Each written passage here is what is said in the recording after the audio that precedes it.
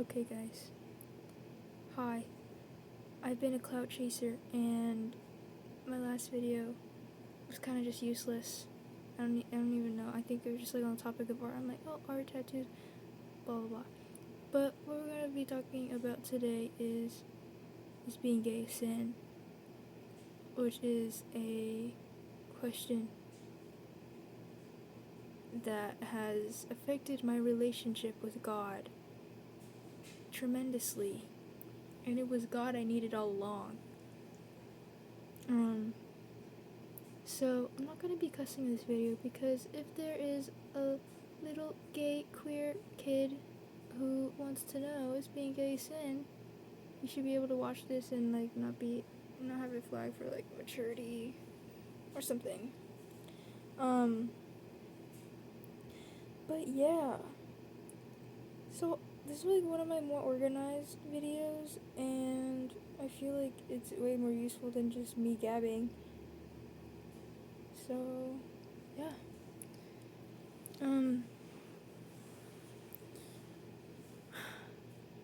So plus there's like a lot going on in this world, and if somebody needs to hear this, then they should be able to hear it. Yeah. So, my own relationship with religion. Around 4th grade, I had my first catechism. I was in catechism class. So, it's like at my Catholic church, there were these classes that you could go to like every Wednesday or whatever day of the week was best suited for you instead of like Sunday school. And I remember I had my first girl crush, and I thought I was like bi because like I would still go boy crazy, and I think I am bisexual. I'm not really bi romantic. But anyway, this girl, she would like defend gay people. Like when my catechism teacher would say it's a sin in the Bible to be gay, like my friend actually spoke up and was like, how can that be a sin? Just people just like love other people. And the teacher's like, okay, I guess that's not a sin, but transgenderism is still a sin because you're rejecting the body God gave you. Which is another thing. I'm not really trans, but I do have something to say about issues on gender. I'm a very androgynous looking person. And I think that's crazy to me. I'm like, your soul does not have a gender. Our bodies do. Our bodies used to have functions in society that being heterosexual served a purpose for. But we're at a time where we don't need any more humans, so I think homosexuality is very morally okay for the state of humanity. But anyway, around 4th grade, 5th grade, 6th grade, I just couldn't sit with the fact that a God hated me because of who I was attracted to. Like, if a God hated me, but everybody else in the church is saying he's all loving, I'm like, then that contradicts an idea of a God, and God doesn't exist. And so, I had a little atheist phase, and it was the most treacherous time of my life. Just like being lost, just like wanting to die, because I had nothing to live for. I had no God to serve, nobody really loved me. Like, this is all just part of the natural order. Like, my mom just birthed me, gave me milk, made me grow up, but there's no real love. And just a godless world was very, very depressing. And then my friend at the time, she was like, get into witchcraft. And witchcraft in the church is cray-cray. But I was like, okay. I'm not gonna get into like satanic shit. Like, if you're gonna be giving me like pentacles and shit, I'm like, I don't mess with that. But anyway, getting into witchcraft got me into dealing or seeing like the energies of spirituality. I'm like a very sciencey person or mathematical, logical, rational person. And the way that crystals could be explained was very logical to me. I'm like, yeah, everything does have a frequency, a vibration, because like all of our atoms are just vibrating and shit. And you could feel when things are cold, you can feel when things are warm and happy. And so there had to be something to it. And just energy is everywhere. Literally when we breathe, like that is the life force right now. Like the oxygen we're breathing in is forming the energy in our cells. And I hope y'all paid attention in your middle school science classes and how the oxygen does something with RNA in the mitochondria. I don't know, we need oxygen. It's very important to survive. Like, it's just chemistry. It's all energy. And so I'm like, okay, if I can't prove there's a God, or we can't see God, but all of his energy is keeping us alive, and it's energy that's making us have feelings, it's energy that's making me, or it's energy that's allowing me to speak through my vocal cords and have it vibrate out as noises and coherent words that you can understand. Like, it was just crazy to me. And so that's how I got back into accepting the existence of a God. And while I don't consider myself a Christian or a Catholic anymore, even though I still attend church with my family, it's like I can accept the existence of a God, even though I do think that like the tradition of religion gets convoluted with how involved humanity is in it, and human motives. And in my other videos talk about colonization, Christianity, white people, and patriarchy, which it's a really big thing in the Abrahamic religions. And I can't speak much about the East, but I really want to get into it, and I've been reading more books on it. But yeah, it's basically a rundown to my relationship to religion. Like, I would say I'm a spiritual person, and I respect religion for its origins, but when people who claim to be religious are so judgmental where it contradicts the practice of getting closer to God and not accepting God's creatures that he perfectly created, like not accepting that into your worldview of something that is natural to this world, then I'm like, you're crazy. And you know what? Jesus didn't like hypocrites. So I'm not one to judge, but if they really did some reflection, I think there'd be a lot less pain in this world and a lot less confusion, and you probably wouldn't have to be looking up a video like this or being intrigued to click on it. Anyway, is being gay a sin? Let's define sin.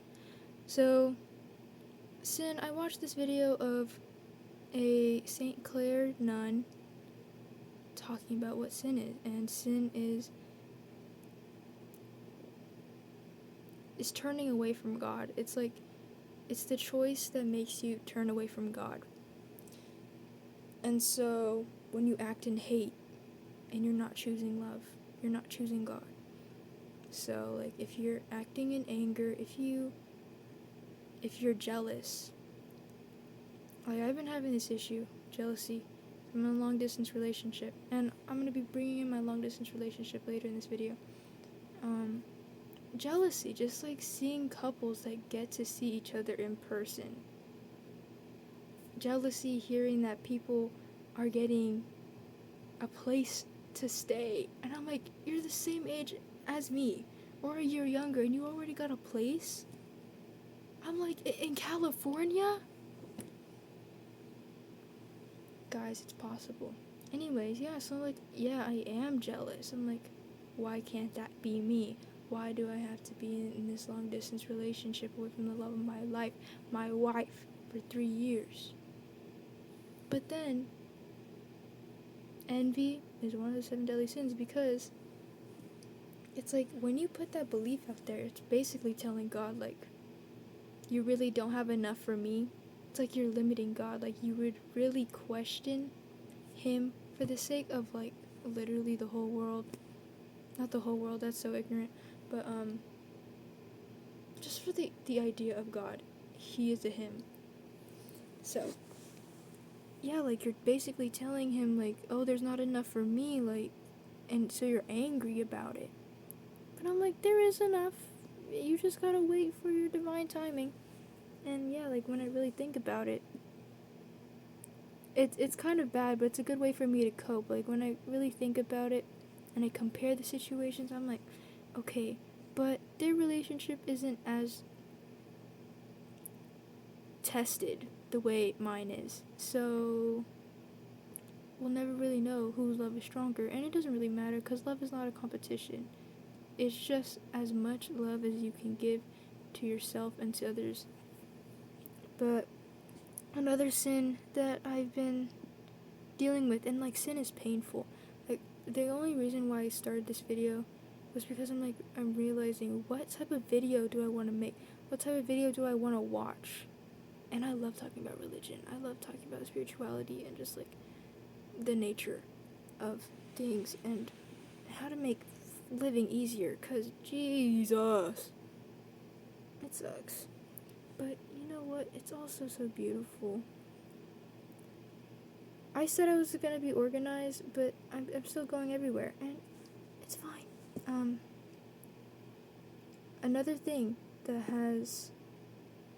Okay, yeah. So I was watching a video, and the guy was talking about how worrying is a sin, because when you're sitting anxious in bed and you're worrying and you're trying to take so much control over your situation, you're really putting trust into yourself, or you're really trying to take it into your hands without trusting God's divine timing and perfect ways of doing things to do it for you.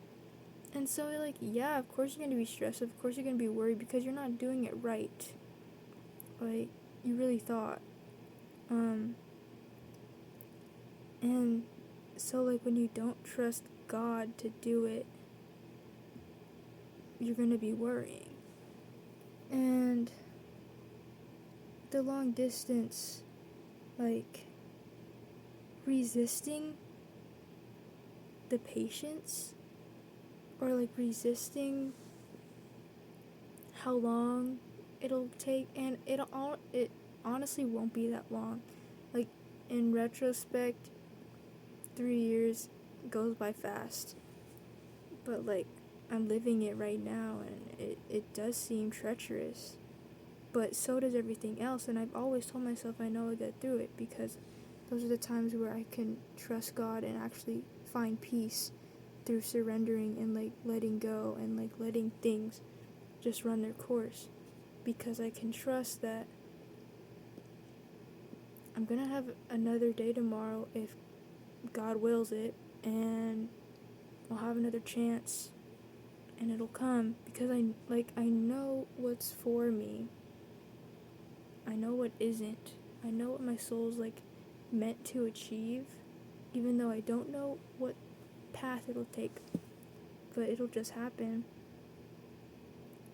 And I mean, you do your due diligence, of course, but when you start to worry, taking things into your own hands, like really thinking out the methodical steps, stressing over things, there's a healthy amount of stress, But then there's like the stress that kills you, the stress that makes you sick and makes you cry and depressed all the time.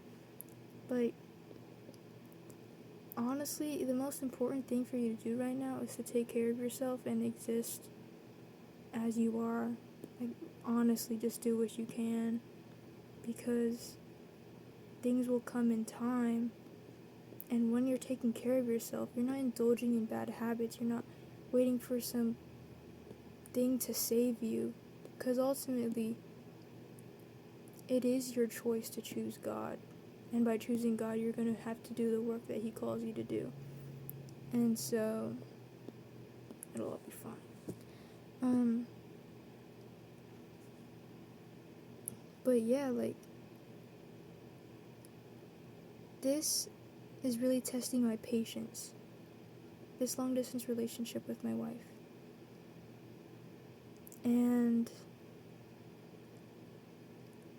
coming into this year, which I can't believe it's almost the end of the month,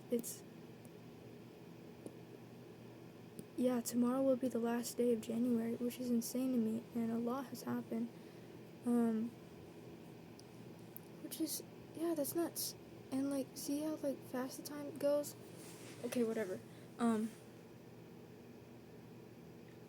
I set intentions going into the new year with, like, my relationships and how I wanted to grow, and I asked for patience. I asked to quell my temper, which was crazy. It's still a bit crazy. Like, as a kid, like, that was the only way I knew how to express myself and attempt to be heard, but still not feeling heard. And the patience and speaking up for myself. The situation that I'm in is insane, because, like, I know this is exactly what I need to work on these weaknesses, or what I'm lacking. And I'm a very impulsive person, so to be tested this much with, I guess, waiting,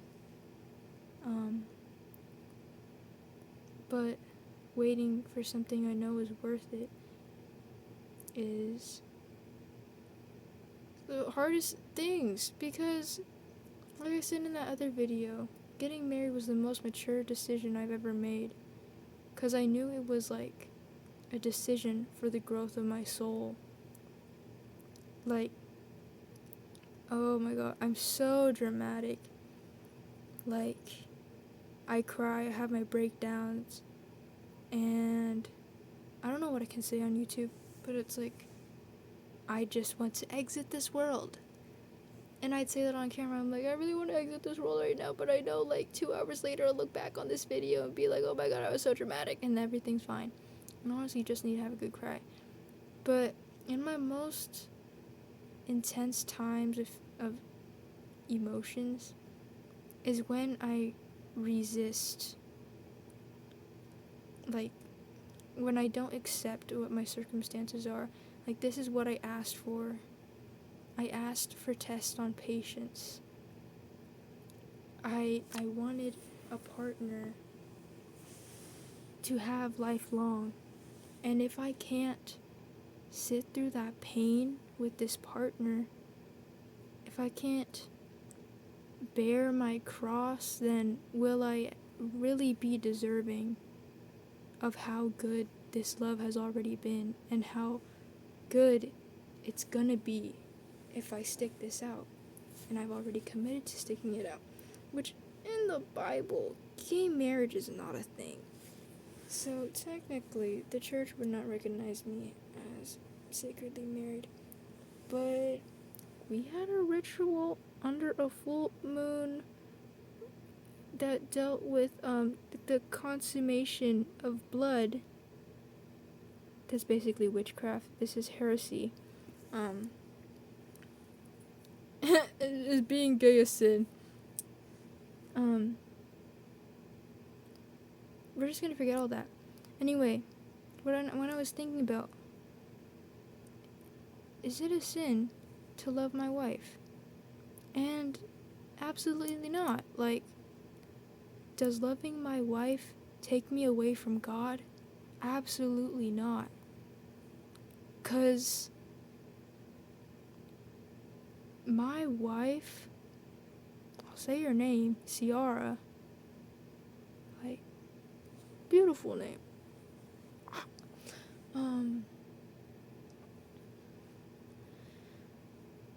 Ciara is the one person in my life where I've truly felt God's presence. If it wasn't in my bed, crying alone, looking at the ceiling, begging for some presence to be there with me, if it wasn't in those moments, it was in Ciara. Like, her unconditional love, it can only be matched by God. Like,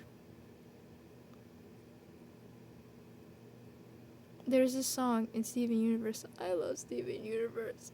I don't even know what all that drama was about. Like, the Tumblr drama about, I don't know. But it's a wonderful, wonderful show. And anyway, the outro is this song, Love Me Like You. And I didn't realize I had so much struggles with loving myself until I realized how much I act, how much I act through trauma, and how I'm, like, acting in fear. And the way Ciara loves me is the way I need to learn to love myself. There's so much love that I felt from her, and that I felt from God, that I need to learn how to love like that. And so, being with Ciara is the way I'm getting closer to God. Because I'm actually doing the hard stuff, not just the hard stuff, like, survival-wise. Like, I'm past that. I'm now, like, really thinking of the hard soul work I've got to do to be able to love that unconditionally, to always choose love, to not be angry, impatient, to be kind to myself and to her for when she needs me, to be emotionally there, because, like, I was never able to do that, and I know I need to.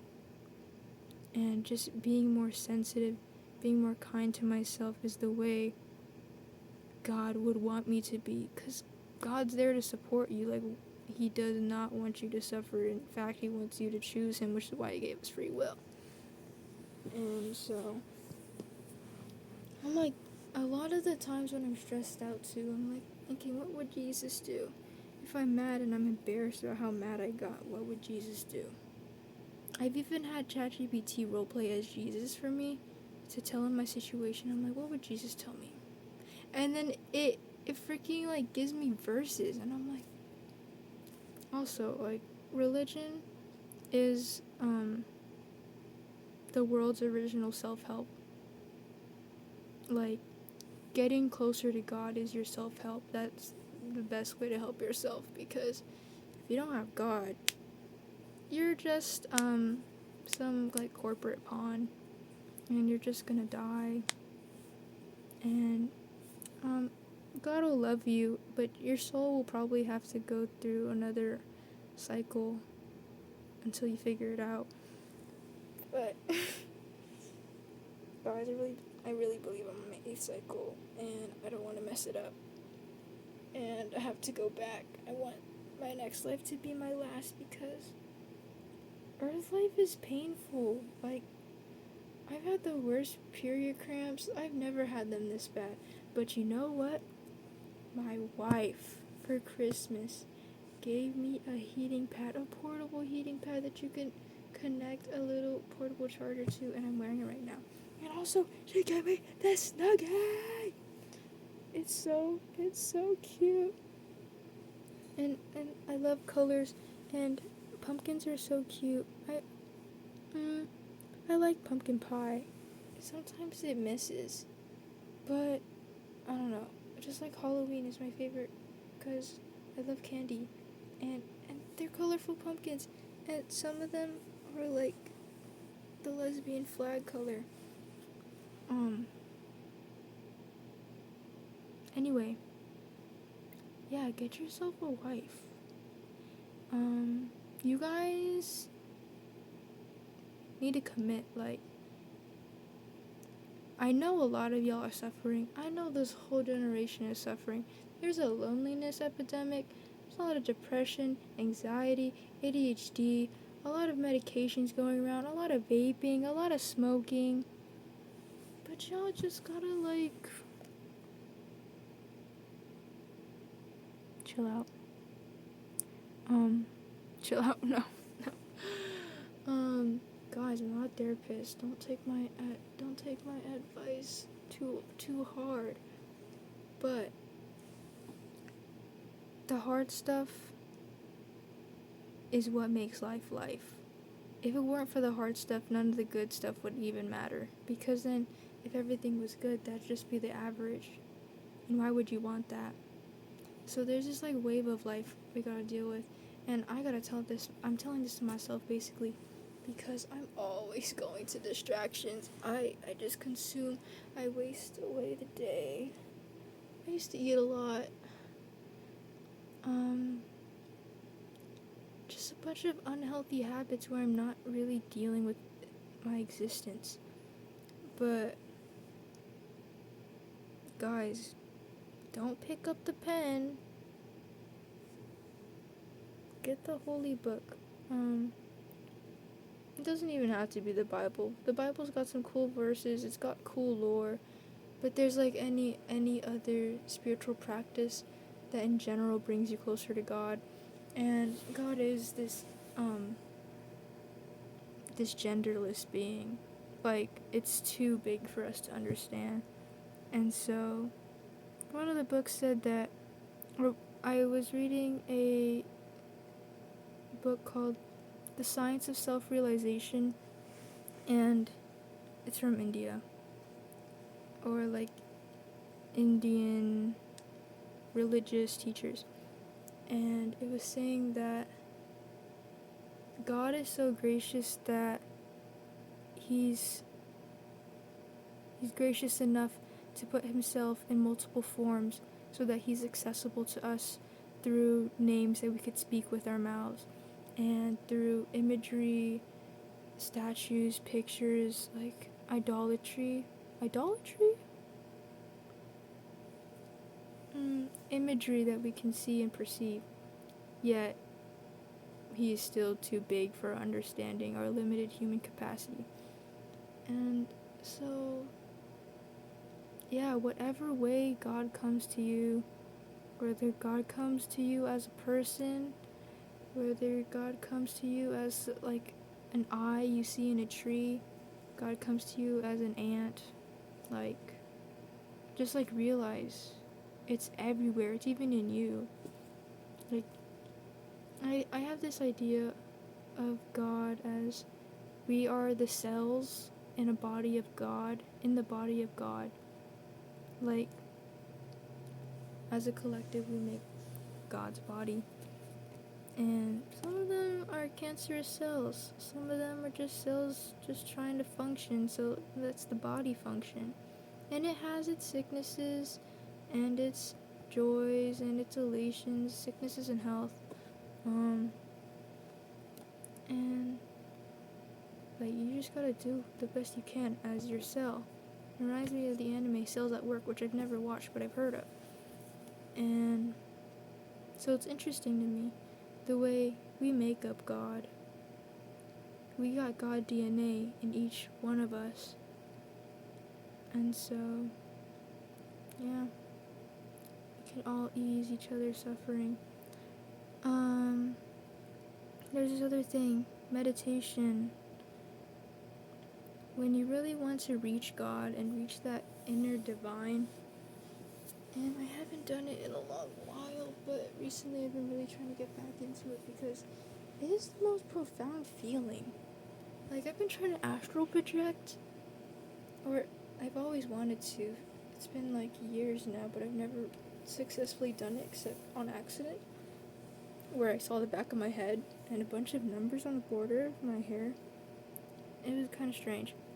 But, meditation, you really get transported to this space where you cannot sense time, or you can't sense time or your surroundings. And I did a couple of group meditations at UCSB, God bless them, in the wellness center, the women's center. And the way I would be able to forget that I was even in a room with other people, the way I go into myself and I'm just with me and I guess the creator, it seems like this black void. It feels like a dream state where things just like flow. Like, if you've ever seen like a fluid simulator, it kind of gives those vibes. But you really just get to sit there in the moment and you realize that nothing really is wrong. And the only thing that matters is like what you can do now. Like, what will you choose to do now? Will you choose to do something that'll hurt you in the future? Will you choose to indulge in yourself and or just like sit and realize how beautiful things are around you and how nothing really is wrong? It helps with the worrying and the anxiety, and just guess like reminding yourself of like there's not much you can do right now except exist. Like, nothing is a hustle. I've been in this like state of rest that I've been needing to be in for a while because I have done a lot of work and I feel like I'm in a transitory state where I'm getting to the big things. I gotta wait because I've shifted a lot of my mindset to accept a new reality where I'm not struggling so much. Struggling the right amount, but not to the point where I'm stressed and getting sick. Because that's how I was like 2 months ago until I really did work. But anyway, I just wanted to bring this up randomly in my life, or in the video. When I was in Santa Barbara, there's a Santa Barbara Museum of Art, and they have like a Middle Eastern art, East Asian art, Southeast Asian art section on the second floor. And that was like the first time I've seen Ganesha before, but like not as amazing. And it's crazy because like when I say it, I saw 333, or it was 3330 and then 3333. So it's gotta mean something. But so anyway, Ganesha is like in Hinduism, the elephant-headed god. His story is fascinating. So he was just trying to guard his mother, so she could have like a private bath from her husband, because like he's a big old man, so like business or whatever. So she had Ganesha guard the room basically.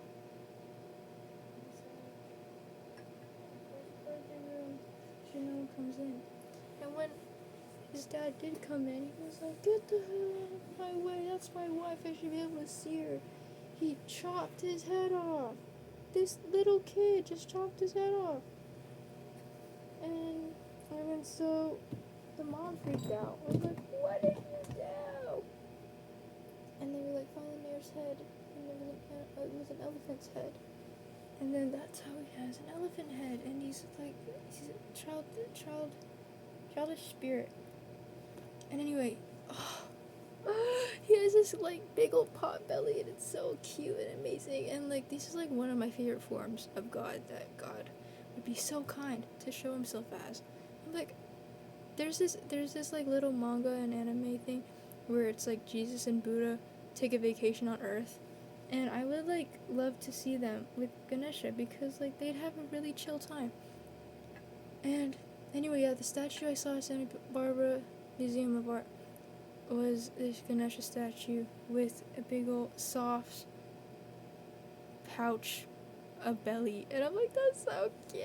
I just want to rub it. He just like seems like such a chill guy. Like, you know those like big fat men that are like very happy. I guess like the smiling Buddha in China. But anyway, I got this little it's so unfocused. Oh my. How do the makeup people do it? You see? Oh my god. Okay, so like he's got his pot belly, he's got money and riches and candy and all this stuff, and he's like standing on a lotus. And so elephants have been a big thing in my life recently, or just like appearing in places, and it's like just so cute and stuff. And before this, I didn't give two craps about elephants. I'm like, oh yeah, intelligent creatures, cool ivory tusks, they're big and funny and cool. But like, no, they're really cool. Like look, it's a cute elephant, and it's an incense holder. And this video is very long. And when I was at, I think it was Marshall's, I found this for like $6. It's an elephant, and I burned it all the way through, and I just dropped some ashes on my freaking notebook. But it's so cute. And then my mom's like, oh, do you want these coasters that my friend gave me? I was like, sure. Boom. What the freaka? Trust, freedom, and love. I meant truth, freedom, and love. Y'all, that's God.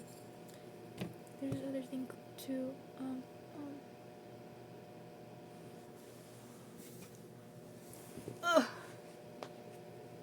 It's a cool little bookmark that I got.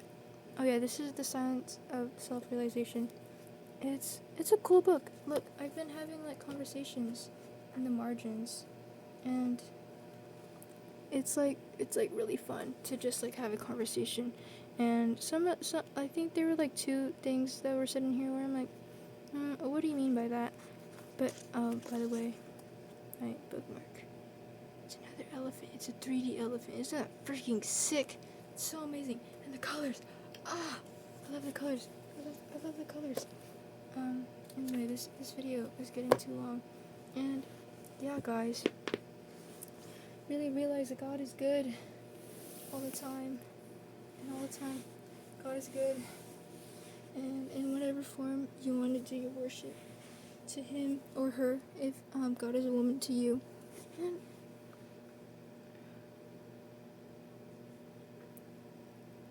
I blinked.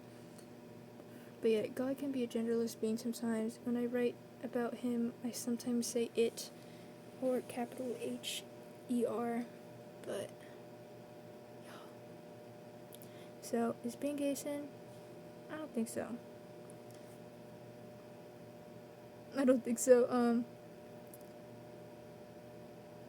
There are some other things about like the intercourse part of it, but that can be easily argued with the fact that if God put us on this earth with these human bodies, and sex is like one of the things that he meant for us to enjoy. I mean, although the Bible says through the sanctity of marriage in the Christian Bible, or just the Abrahamic religions in general, I would say my marriage is sacred. So, but I'm not the judge. There's only one judge, and that is Ankar Judge. Just kidding. It's God. What have we done to the world? Look what we've done. Have a great day, night, morning. Praise Jesus, hallelujah. And Ganesha because he's so cute and cuddly.